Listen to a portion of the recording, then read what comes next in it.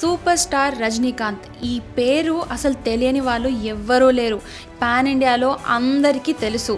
So ఇప్పుడు రజనీకాంత్ గారు 'కూలీ' సినిమా చేస్తున్నారు. సో ఈ మూవీ 14th ఆగస్ట్‌కి రిలీజ్‌లో ఉంది.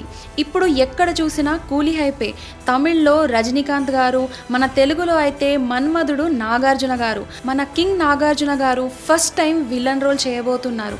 ఇంతకుముందు లవర్ బాయ్ ఇమేజ్, మంచి హ్యాండ్సమ్ బాయ్ ఇమేజ్ ఉన్న ఆయన విలన్గా అసలు ఎలా చేయగలుగుతాడు? ఒకవేళ విలన్గా చేస్తే మన ప్రేక్షకులు ఆయన ఆ క్యారెక్టర్ని అడాప్ట్ చేసుకుంటారా, ఇష్టపడతారా?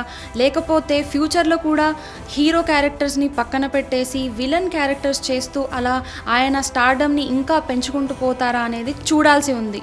లోకేష్ కనకరాజ్ తమిళ్లో సూర్యాని మంచి విలన్గా చూపెట్టాడు. సో అందరికీ సూర్య ఆ విలన్ క్యారెక్టర్ నచ్చింది. మరి ఇప్పుడు తెలుగులో నాగార్జున గారిని విలన్గా చూపించేందుకు సిద్ధమయ్యాడు. మరి అందరి హీరోలని నెగిటివ్ రోల్స్లో అంటే విలన్స్ రోల్స్ చూపించేందుకు ఆయన ఎందుకు అంత ఆసక్తిగా ఉన్నారో తెలియదు.